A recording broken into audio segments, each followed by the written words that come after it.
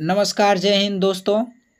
आइए आज हम हिंदी साहित्य का इतिहास में संस्कृत, पाली, अपभ्रंश भाषाओं का कालक्रम देखते हैं और हिंदी साहित्य का प्रथम लेखन कब और किसने किया ये भी हम देखेंगे।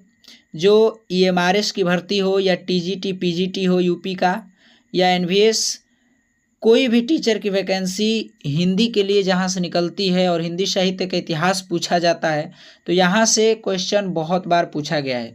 तो सबसे पहले हम देखते हैं संस्कृत भाषा का जो कालक्रम है 1500 ईसा पूर्व से 500 ईसा पूर्व तक माना जाता है। और इससे भी थोड़ी जो सरल भाषा का विकास हुआ पाली भाषा, जो 500 ईसा पूर्व से 1 ईस्वी तक चली। फिर इस पाली भाषा से भी थोड़ा सरल भाषा का एक और विकास होता है जिसको प्राकृत भाषा कहा गया। 1 ईस्वी से 500 ईस्वी तक इसका कालक्रम है। इस भाषा से भी एक और सरल भाषा विकसित हुई जिसका नाम अपभ्रंश है। तो अपभ्रंश भाषा का विकास 500 ईस्वी से 1000 ईस्वी तक माना जाता है। और 1000 ईस्वी से अब तक हमारी हिंदी भाषा जो 1000 ईस्वी से अब तक चली आ रही है। तो आप लोगों को संस्कृत, पाली, प्रकृति, इन सभी भाषाओं का कालक्रम अच्छे तरीके से समझ में आ गया होगा। आइए आगे हम देखते हैं कि हिंदी साहित्य का इतिहास जो है इसका सबसे प्रथम लेखन कौन किया, कितने कवियों को लिया, कौन सी किताब है, जहाँ से टीजीटी में बहुत बार क्वेश्चन पूछा गया है। तो हिंदी साहित्य के इतिहास में सबसे पहली बार जो लेखन का काम किया एक फ्रेंच विद्वान हुए जिनका नाम गारसा द तासी है, जिनका जन्म 1794 में होता है। गारसा द तासी हिंदी साहित्य के इतिहास में सबसे पहले हिंदी साहित्य का इतिहास लिखते हैं फ्रेंच में, जिस किताब का नाम होता है इस्तवार द ला लिटरेत्यूर एंदुई ए एंदुस्तानी। तो इस किताब के लेखक कौन है या लेखक का नाम देकर कौन से किताब लिखे हैं, दोनों तरह से क्वेश्चन कई बार पूछा गया है।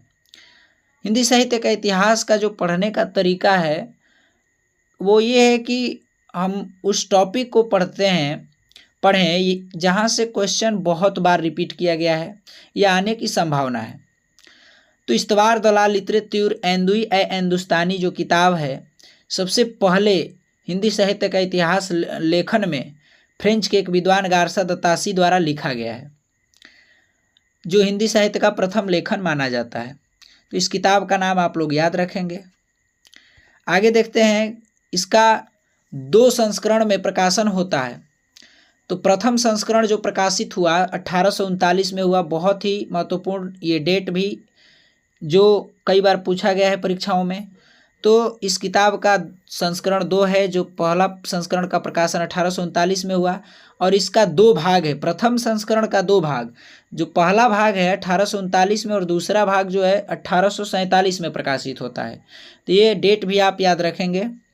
इसके बाद जो दूसरा संस्करण है 1871 में प्रकाशित होता है और इसके 3 भाग होते हैं। आगे चलते हैं। गारसा द तासी के अनुसार इस किताब में 666 कवि उर्दू के लिए और 72 कवि हिंदी के लिए थे।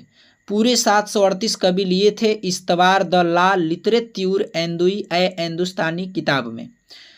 इन्होंने खुद कहा है कि ये जो हैं उर्दू के पक्षपाती हैं, उर्दू के पक्षधर हैं, इसीलिए इन्होंने 666 यानी ज़्यादा कवि उर्दू के लिए हैं और 72 कवि हिंदी के लिए हैं।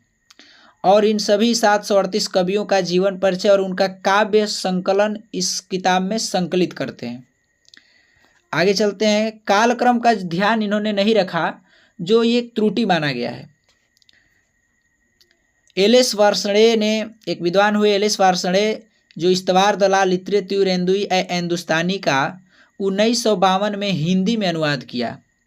तो कई बार पूछा गया कि इस किताब का हिंदी में अनुवाद किसने किया या किस सन में, तो एलेस वार्ष्णेय ने 1952 में इसका हिंदी अनुवाद किया था। आगे चलते हैं।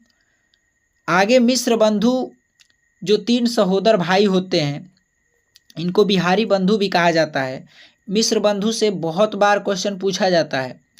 तो मिश्र बंधु में सबसे पहले गणेश बिहारी होते हैं, दूसरे भाई इनके श्याम बिहारी और तीसरे भाई सुखदेव बिहारी।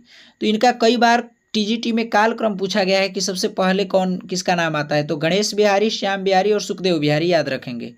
तो ये तीनों जो बिहारी हैं इसलिए इनको बिहारी बंधु के नाम से हिंदी साहित्य के इतिहास में जाना जाता है।